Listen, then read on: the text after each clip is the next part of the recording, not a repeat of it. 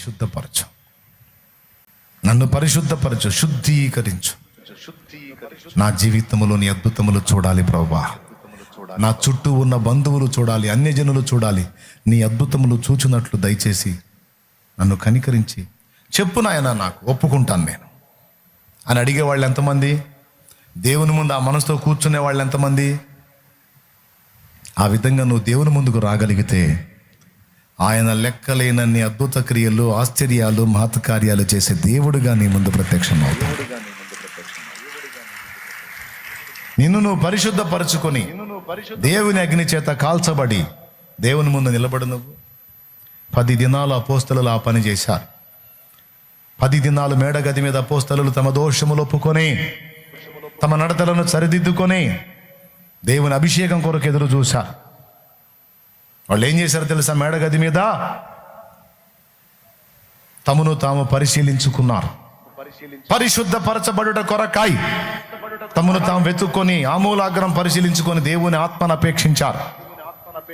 10 దినాలు ఉన్న చోట ఉండి కదలకుండా మొత్తుకున్నారు.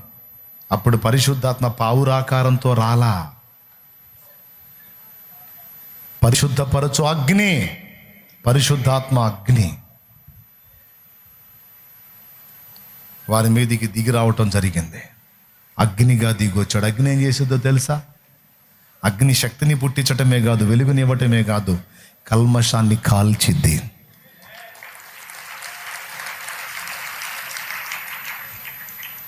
ఏం చేసిద్ది? కానీ యేసయ్య మీదకి అగ్నిలాగా దిగిరాల, పావురాకారంతో దిగొచ్చాడు పరిశుద్ధాత్ముడు. యేసయ్య అపోస్తలుల మీదకి పంపినప్పుడు అగ్నిగా పంపాడు.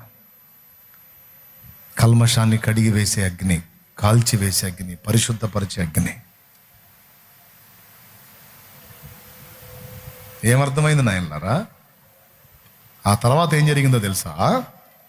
వారి జీవితాలు అద్భుతాలు కాదర్రా అమ్మా, వాళ్ళ ద్వారా కూడా అద్భుతాలు జరిగినాయి. వాళ్ళ జీవితాల్లో అద్భుతాలే కాదు, వాళ్ళ ద్వారా అద్భుతాలు జరిగినాయి.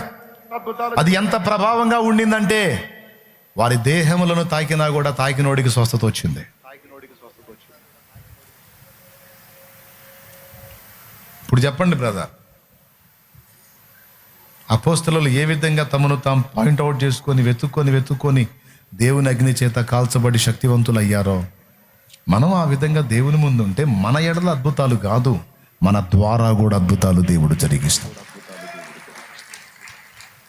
జరిగించడా? లేఖనం నిరర్థకం కానిరదు కదా.